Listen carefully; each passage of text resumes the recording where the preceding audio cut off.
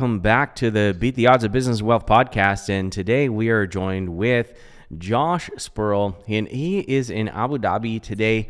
Josh, how's it going, man? Yeah, it's going good. I can hear I'm at the W Hotel here. I can hear the race cars driving around out there. So it's the spot of the F1 race. The F1 race was, I think, a couple weeks ago, but they got the cars rolling around the track every once in a while. So excited to join in today, Trevor, and talk about one of the important issues, which is payroll taxes, CPP, EI, and I think people don't understand how much goes towards these things and what can be done about it. Oh, yeah. I mean, payroll taxes, everybody loves paying payroll taxes. They just, love paying income tax and payroll tax and EI and all of these things. It's a good way to start off the year. Let's talk about how we're getting screwed over by, by the government. So, what do you got for Yeah, us today, man? Yeah, let's talk about like at first like how it actually works because I don't think a lot of people understand the mechanics of how it works. And the title of the episode is how to opt out of paying $9,292 of CPP. And well, first, people need to understand how CPP works. And so, right now there's something called there's CPP, and there's CPP one and CPP two essentially. And CPP one is on income up to 71,000 bucks, and CPP two is on income up to $85,000. If it's employment income, T4, we're talking T4 employment income. And how do you get to those numbers is there's an employee contribution and an employer contribution. So for every dollar that you pay in as an employee, the employer pays another dollar. Okay. So the max that you're going to see deducted from your paycheck between CPP one and CPP two is 4,646 bucks. But that means the employer has also contributed another $4,646. Hence, that's where you get the $9,292. Okay.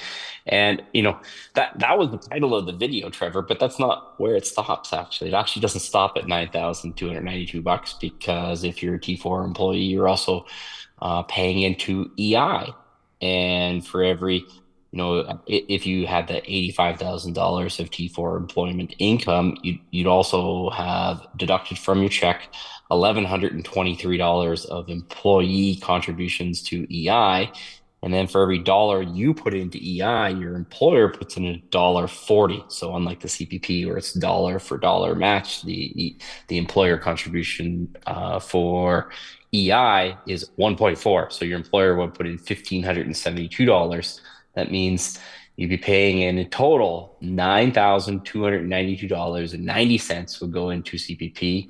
$2,695.37 would go into EI for a grand total of $11,988.27. So just under 12,000 bucks is going to get paid for for workers making $85,000 a year into CPP and EI. How do you feel about that, Trevor?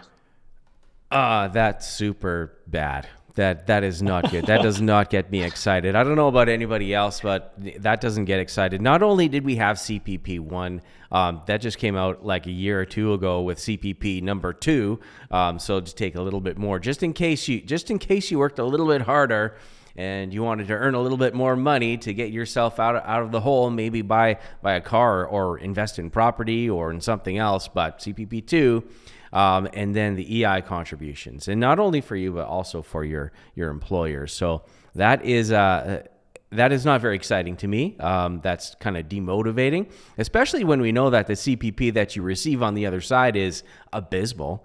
I forget what the number is, but basically you can look forward to what, $2,700 a month from your OAS and CPP when you retire. So that super sucks. And then you come to income tax. There's also income tax that people have to pay on this. So like how are people surviving out there? How do you do it? How do we do it? Yeah, I mean, these happen before income tax, right? This is, this happens, before you pay tax. So you have to pay into these programs and then also pay tax as well. And there'll be, people out there, they're going to get lost in the semantics of this. Like they're going to get lost in the theoretical argument is like, is what does the employee pay? What does the employer pay? Some people will say it's like, okay, the government tells me like I have the employee contribution and there's the employer contribution that has nothing to do with me at all. But I think it does have something to do with you too. Like there's the people who say it's like, wait a minute, I'm the worker. All of this is on the back of my labor. I paid it all. And then you have business owners out there and they'll say, it's like, wait a minute, I paid it all. I wrote the check. I sent it in. I put the remittance form in. I paid it on off of the QuickBooks payroll or into Ceridian or off of Telpay or however you're funding your payroll payments. And it's like, I sympathize with both of them because they pay it. And then there's other people who say, well, wait a minute, it's the end user who pays it. It's the people who buy the goods and services because ultimately this gets all passed on to the customer. And I would say, whether you take the government definition for it, or, the strict employee employer contribution, or whether you say as a worker, I've paid it all, or whether you say as an employer, I've paid it all, or whether you say as a Canadian consumer, as the end user, you've paid it all. Man, I think there's a pretty good argument for all of those being made. So the important part is don't get lost in the semantics here. It's like you just have to understand how much it is, and now once you understand how much it is, rather than argue about the semantics and the definitions and the labels, it's like what could you do about it? What could you do about it? This is what this show is for. So, the people who like, okay, what do I do about it? What are my options? Is there a way out of this? And that's give us some hope. Give us some hope for this year 2026. There are some ways that you can avoid paying these things. You can opt out of it. And if you're a T4 employee, hope you got your earbuds in and you're listening to what Josh is going to share today, so that you can make some plans in order to not pay this amount of money to the government, who's just going to waste it on stupid stuff anyways. Let's be honest. Yeah. So we'll go with like kind of an order of like what is the ideal way to do it, and then what's the more realistic way to start out on this path. And the ideal way is that we have to look at what you actually have to pay CPP and EI on is you have to pay unemployment income. Okay. So that means I have to pay an unemployment income. It's like, so can I earn income that's not employment income? That's what I have to, look at. And, the first thing the ideal scenario is, can I earn tax efficient dividend income or tax efficient capital gains income on liquid assets, ideally, right? Because you can be getting $100,000 a year of tax efficient Canadian eligible dividends, and you're not paying anything into CPP or EI. And that's the fact that you alluded earlier, Trevor, on the $2,700, and I don't think you're going to really get the $2,700 from CPP and OAS eventually. I mean, we talk about what the average Canadian senior makes. So ultimately, paying into the CPP program, it's like, well, on the CPP program, the CPP program will often talk about an 8% return, but if you look at the average worker is probably going to get something, closer to, 4.3% paying into CPP, which if you're a diligent investor, a sophisticated investor, that seems more like a tax than a rate of return. I'm earning less than I would get if I just bought ounces of gold over the last 10 or 20 years. So, less than what I get. I'm just, buying a basic index fund. And so when I look at that as if I could get dividend or capital gains income, yeah, that's the ideal, but that's hard to do. How many people are actually getting, we talked about getting $85,000 of employment income a year, where these things top out, where you're paying almost $12,000 a year into these programs. How many people are going to get $85,000 a year off of their investment income? And I tell people, like, starting out, that might seem crazy as you understand how to actually, invest consistently over the long haul and use leverage properly. you start to understand like how that actually becomes a potential. And so, how you have to do is you have to start structuring your life that you're have the potential to earn investment income, whether that's tax efficient dividend income, or capital gains income, where you're not having to pay CPP and EI before the regular income tax. That's step one. All right. So we're talking about, being able to invest and receive dividend income. But of course, this takes time. This takes, some planning, some diligence, and years, depending on how much you have to invest on a regular monthly basis, right? Let's. I know you've said it before, but I'm going to say it because I'm not a CPA. The CPP is a Ponzi, because you have to always get new people into the plan in order to pay the people who are exiting the plan, and that's the textbook definition of what a Ponzi scheme is. So if you want to break free from the Ponzi, I hope you're paying attention and listening to this podcast and really learning that step one is start investing today. Start investing in some Canadian dividend paying stocks. And like Josh is saying here, best way to do that, best way to learn how to do that is to come to our boot camp. And the next one's coming up in May, and we'll share the link in the description below where you can get those tickets. All right, Josh, what's step number 2? The next part is, can I earn rental income? And I put this like different, the rental income, because I think it has more friction. People say that owning rental properties is passive. I have dividend income and I have rental property income, and I can tell you, one is much more passive than the other one. Earning dividend income, no one actually. I don't have to worry about renewing leases or repairs or anything about that with my dividend income. Whereas my rental income, I do have to think about that. So, earning rental income, but I'm not paying any CPP or EI on that rental income. And so it becomes a way to do it. And it's interesting. I think I saw two people on our Instagram channel just going back and forth about basically dividend income or and capital gains income on stocks versus rental income. And I think they might have been both missing the mark a little bit. Whereas I tell people, if you have all of one or the other, maybe you don't quite understand both of them. Because there'll be a lot of people who they get a system down for earning rental income, and they're picking the right properties, and they're having low vacancies, and they're maintaining the properties well. But essentially, they're illiquid assets. They're not liquid assets. And when something goes wrong, it can be a little bit difficult to unwind out of the strategy. And sometimes, especially playing the rental game, it's you have three layers of the government all with their hand out. You have the federal government and the provincial government and municipal government, and they can change the rate of return on your rental assets, not just by taxation, but they can change it through regulation on who you can rent it to, and how much you can raise the rents, and if they stop paying, how long it takes to kick them out, right? But in any event, earning rental income is a path to not paying into CPP and EI, and it's something that again, it's a long-term strategy. Knowing if you're starting out today, like there's a lot of Canadians starting out, they don't own one home, never mind a house that they can rent in. But they can start. And it's kind of like that.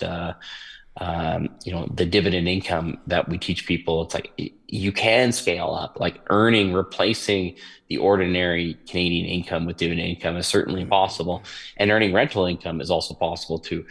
Even just the basic rental income, where a lot of people might need to lease out a place in the primary residence where they own. Are they just renting a bedroom in their house? It's like, okay, it might not seem like a lot of income, but maybe you can rent out a bedroom in your house for 500, 800, $1,000 a month, depending on the place that you live and the neighborhood that you live and the city that you live. But that's income where you're not paying CPP or EI, which you would be on that employment income. So it is a place to start. Everyone can be buying. It's my view that kind of the baby step is, are you buying $100 a month of quality dividend paying stocks. I think that's a baby step. I think saving in cash is a little bit stupid because that cash is getting inflated away each and every year. So whatever you have saved now, whatever that buffer is this year, next year it's not enough, even if your lifestyle hasn't changed because of inflation. Whereas if you're buying quality dividend paying stocks, like yes, you have some volatility, but over time at least you can keep pace with that. So you can start generating some dividend income at a modest level right away. You can start generating rental income, even if all you earn is your primary residence. That can start relatively quickly. Yeah, for sure. And, like you mentioned there with the, renting out either having a legal basement suite or renting a room in your primary residence, that is a way to start building and generating wealth. But, the step before that is having some investments in your FHSA or TFSA.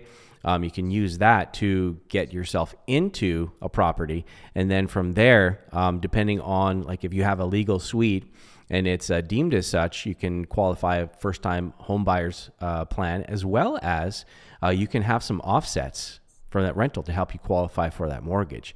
So you have a little bit of help there in order to get you started on the path to starting to build wealth. Now, like you mentioned, this is a long-term play. This isn't going to be an overnight, you're a millionaire. But, if people always overestimate what they can do in a year and underestimate what can be done in 10 years, right? So if you take into account, the time factor that people can put into doing this, they can really see some significant gains over time. So what is step number 3, Josh? So step number 3, you start to see that dividend income is ideal, but it's the very slow building mechanism of it. Rental income, again, it's slow building, maybe a little bit quicker. It's relatively easier to start generating a couple $1,000s of rental income a month as opposed to a couple $1,000s of dividend income. But step number 3 is, of course, starting a business. So if you own an incorporated business, you can create that dividend income from your earned income, if you will. Okay. And so how do you quickly go to, not paying $12,000 a year in CPP and EI between the employee and employer contributions?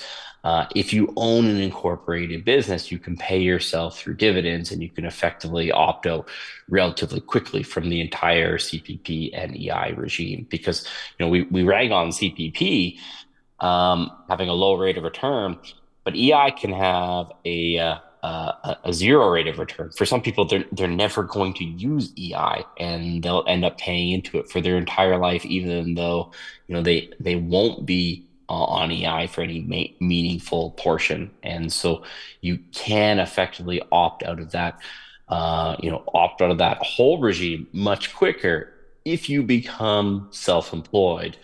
But I think there's a pretty big caveat with that. But that's that will be step 3 of opting out of the entire CPP regime. Is like, can you start getting paid in investment income? So that's dividend income or capital gains income.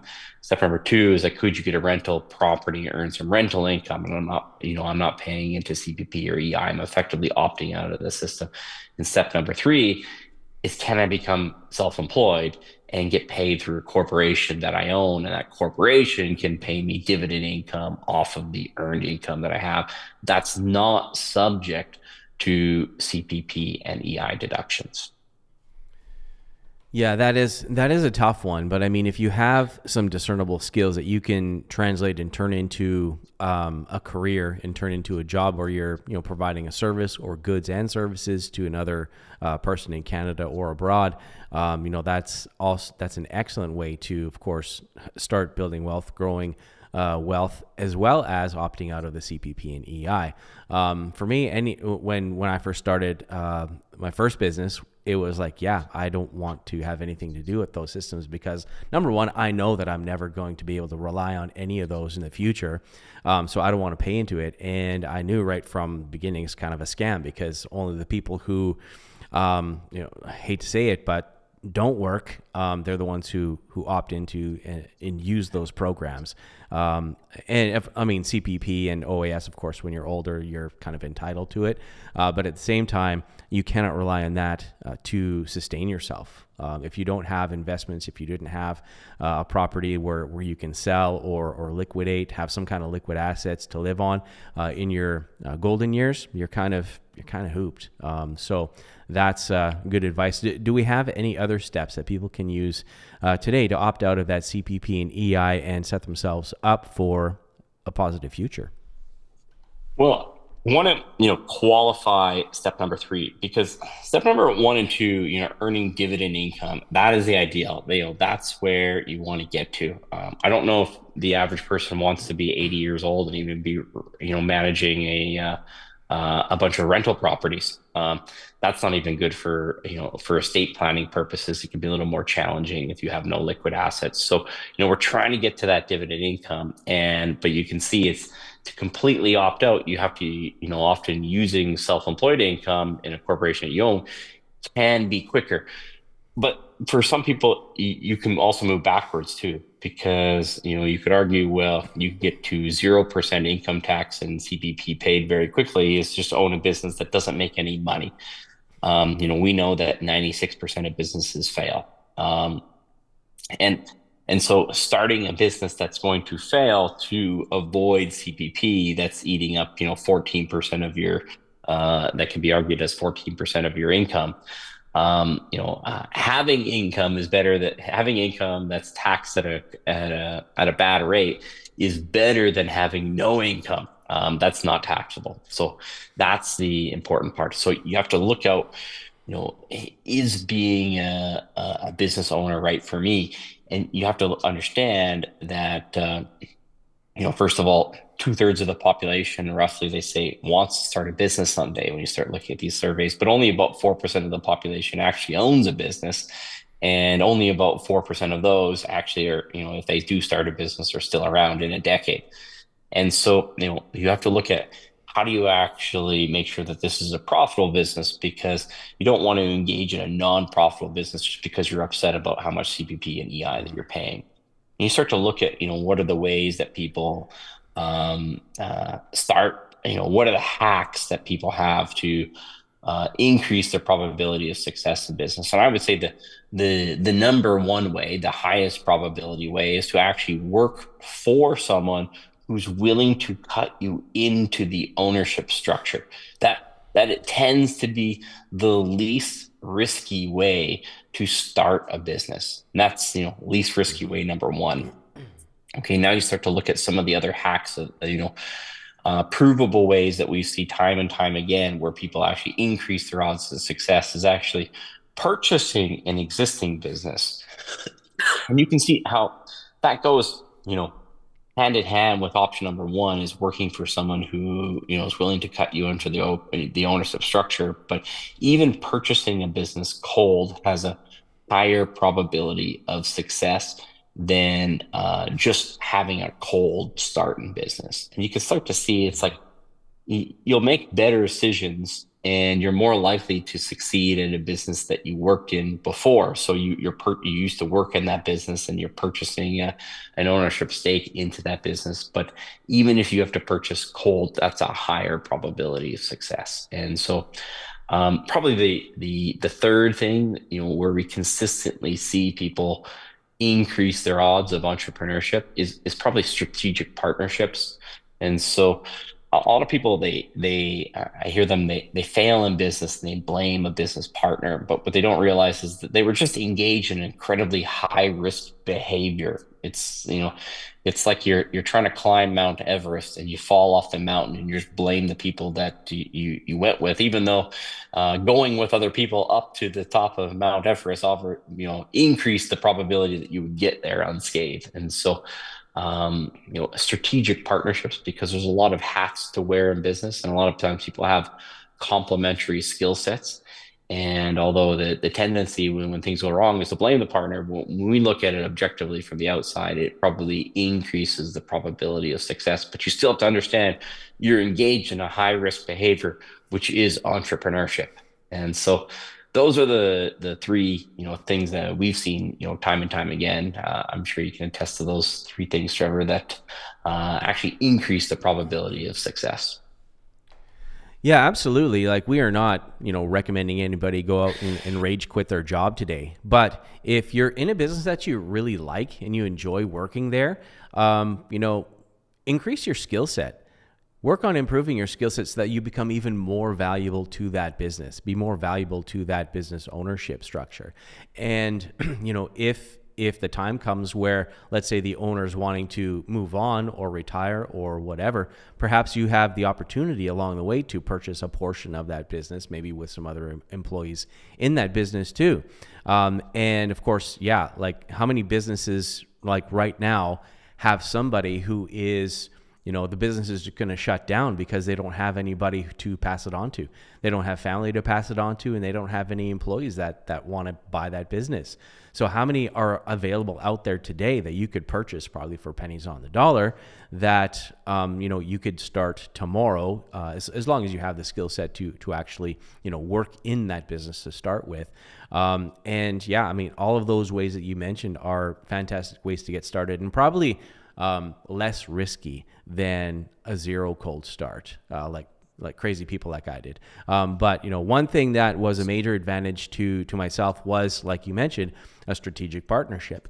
Having a reciprocal business that kind of works with the same kind of clients that you do and can feed you a steady stream of lead flow, and basically having the same mindset and same pathway in order to help and serve people, that kind of works, right? So let's say we have an HVAC guy and a plumber kind of work together, team up, and create a massive HVAC and plumbing company, and perhaps they bring in an electrician as well, so you can kind of cover all of those home services. So there's a lot of different ways that you can do it. It's just sometimes the rugged independence and people who just want to go it on their own, that's the hardest way to do it. Whereas, if you are, let's say you're wanting to climb Everest, you got to bring a team with you. You got to have a Sherpa, you got to have supplies, you got to have people meeting you halfway so that you can actually make the summit. And business is not any different. Nobody makes it to the top by themselves. So there you go. Yeah, and then it's not to say that you shouldn't do a cold start. It's just people have to have the realistic knowledge that when you're doing a cold start, the probability for failure is higher, and the path to success is probably longer and harder than you think. You get a lot of people who they start a business because they think you're going to have work-life balance and time freedom. It's like, yeah, you're generally speaking, and like this isn't just my feelings on it. Is I believe the Harvard Business Review has gone out and followed around successful people, and they start to find that they generally work 6 days a week, generally 60 plus hours a week. And that tends to be the path to success. And you just look at the sheer economics of a cold start when people are starting out. It's the, they're probably going to have to work for below market rates at the outset because they don't have a high reputation score in the business that they're operating in. They haven't been around for years and years with established customers and, repeat businesses. So a lot of times they're going to have to, work underpaid for a period of time, and no one is going to pay you to develop and work on the business. And so there you go. You have your 40-hour-a-week job getting paid less than what you used to when you worked in that industry. And now you have your 20-hour-a-week job where you're working on the business. And stick that, if you have some discernible skills, stick with that for a decade, and now you start to have some return on that business. That's kind of the path to success for a cold start. So it's not to say that it can't be done, but I'd say most people just have the unrealistic vision of how that's going to get done. But coming full circle, what is the goal? It's like eventually I can get income where I'm not subject to CPP and EI, and ultimately bringing it all the way full circle to that first desirable one. If I do start a business, is this a way that I can actually sell this business someday or derive some equity from this, extract some equity from this business so I can have actual passive income that's not subject to CPP and EI. And so a lot of times the business is the vehicle that can get me out of the CPP and EI regime quicker But the passive income regime is the path where you can get you out of it forever. Yeah, and that's just not just you, but your family members in generational wealth strategies that you can employ. You have to, usually eventually get some of your net worth liquid to do that.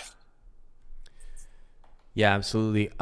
So with that, we do have some people have some questions in the chat. Do you got a couple of minutes for that? We'll take maybe Yeah, two or yeah, three questions from the chat, and then we'll go from there. Fair enough?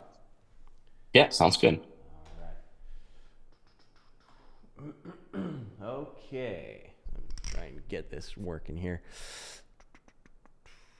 All right. So from Sean, it says, "Hey Josh, would it be a good idea to invest in Canadian dividend-paying stocks with cash you plan on using in the next 3 to 6 months, rather than have cash sit around?"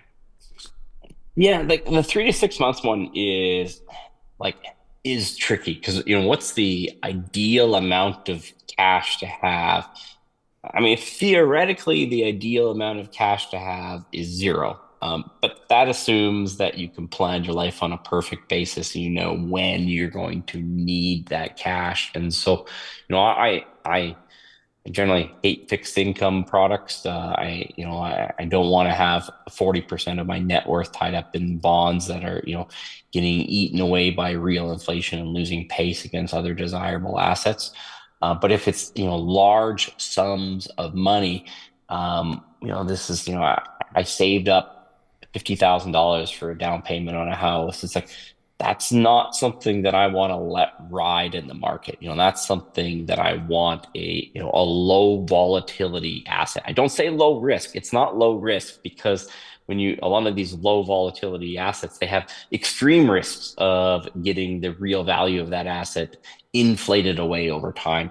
But when you're talking about large, kind of lump sum that are going to be used for specific purposes, I'm okay with sometimes eroding a bit of that wealth for the certainty of knowing what the purchasing power is going to be on that. So, kind of 3 to 6 months. But in an ideal basis, if I'm looking at moving forward, it's like I don't want to be spending my entire life with this 10,000 or 50,000 or 100,000 in some sort of opaque emergency fund. Ideally, I want to be have credit that I can use in an emergency and have investments that I'm contributing the entire time. And so, if if I have $100,000 in that I built up in my TFSA over the years, it's like, well, what do I really need that emergency fund if I also have a line of credit which I'm not using that's available? But I have to not lie to myself too, because if you're dipping into your line of credit every other month, it's you really actually have a cash shortfall.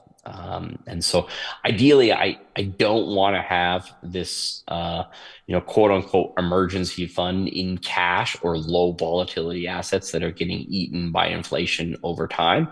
But also I want to be really aware on large sums for specific purchases, or not having any emergency funds in liquid assets as I move forward. So hopefully that's helpful. I'm not the big Dave Ramsey. I want to have 6 months of money sitting in cash in a bank account. So RBC can go and lend that money out time and time again through fractional reserve banking, and I can get the value of that money inflated away over time. It's like that's not how I think we should organize our lives. I want to have liquid assets that I could draw on if I need to, and even I can have some available credit where I could decide I'm not drawing on that credit because I have to draw on that credit. I'm drawing on that credit because I just don't want to cash out of my investments at that time. And this is just a temporary change in living costs that will work its way out. Yeah, no, that's great advice. I think you've nailed it right on the head with that one. So, one more question we've got here. This one's a little bit tricky, okay? So, how do you get a HELOC without T4 income? This one is challenging. I know when when we got our mortgage and we got our readvanceable HELOC, we basically had to pay a lot of taxes for a couple of years in order to boost up our T4 income so that we could qualify for that HELOC. But what thoughts do you have on that? Well, Trevor, just make sure there's a difference between having T4 income and income on your T1 general. Okay. Because I think in your case, you had income on your T1 general, but not necessarily a very small portion of it was actually T4 income, which would be subject to CPP and EI. And so, yeah, so there is it would be easier to get income to get a HELOC based on T1 income. So this is income that's on your personal tax return, but not necessarily that it came from T4 income. So what's the easiest income to qualify for a mortgage for? I mean, the easiest is to qualify for a mortgage based on T4 income from a company that you do not own. That's the easiest. You know, after that, it would be if you do own the company, can I see that income flow all the way through to my personal tax return? Okay, that's the next easiest, right? And then um, after that is this income that has to be imputed for my business operations. All of those are possible to get a HELOC from, but you have to understand that the increasing levels of difficulty and decreasing numbers of lenders who want to lend in those specific Mhm. circumstances. And so I would say it's a more attainable goal that you don't necessarily have to have T4 income, but if you shoot for a middle of the row approach, it's like I want to have verifiable personal income as opposed to going full stated income on a HELOC. They're all possible. We have hundreds, if not thousands, of clients over the years who and so have some of them qualified for HELOCs without on complete stated income that wasn't necessarily reflected on their personal tax return. Never mind on a single T4 slip. Yes, but that's the hardest, one of the hardest scenarios to qualify for. And so you really have to understand what you're dealing with and what your risk tolerance is for qualifying or not qualifying. But I would say just declaring T4 income from a business that you own, I don't, in my experience, it doesn't make it more likely that you're actually going to qualify for a mortgage. I would put, camp one, it's like, I got to have T4 income from a business that I'm not the owner of. That's the one that puts me as the most financeable, strangely enough, for the lenders. But after that, it's business income that Mhm. consistently flows through to my personal tax return. That doesn't necessarily have to be T4 income in order to qualify. So I hope that helps because it just because you're self-employed makes you higher risk, but does this actually flow through my personal tax return? That's much easier to qualify for. Making it T4 income and subjecting yourself to CPP is probably just completely unnecessary. Yeah, that's right. So having a good combination of T4 income as well as T1 general income reportable tax, I guess, that is the path to get you there. You got to have 2 years, at least 2 years of strong revenue in your business, and a way that you can show that you have earned that income, so that it looks really good to the lenders for at least those 2 years, and then after that you can revert to where you were before. You have to get professional CPA advice on that for your personal business. I don't recommend you trying to just willy nilly that on your own. So that's my advice. Yeah, because a lot of times people will declare income and they're going to declare income and it looks like that. And they think, well, I have it on my T1 general and I've had, T4 income and T5 dividend income. I have personal tax return for 2 years. But when you look behind the shades of the business, it looks like that income is not sustainable. They're declaring $100,000 of income every year, but it only looks like that business can afford to pay them 80. Well, the lender's going to look beyond that and say, like, no, no, no, I'm going to go with the lower of the T1 general income or stated income, in which case the stated income would only be 80. And that person thinks, well, no, I paid the extra tax on the extra 20, but it just looks like it's unsustainable. Once they know the income is not coming, a sophisticated lender knows that the income is coming from business that you own, now they want to see, is that income coming from that business actually sustainable, or did you just set it at that level to try to qualify for this mortgage over the last 2 years? So Yeah, they always dig deeper. There's always one more question. There's, and especially since the rules have changed with anti-money laundering and terrorist financing rules, it's just made it extremely more scrutinized when you're wanting to get a mortgage. So, yeah, get some professional advice and before you try and head down that path. But yeah, you're going to need good, solid 2 years of good, solid financials, retained earnings, and just put your nose down and get after it. I don't see any other new questions that have popped up there, Josh. So that's it for us. Thanks for joining us from Abu Dhabi. And where are you going to be next week? I will be in Dubai next week, so I'll be making a trek. It's only about I think 45 minutes from our hotel to the next hotel in Dubai. Yeah, I'm look forward to being on the podcast then. All right. Thanks so much, Josh. We'll see you guys on the next one.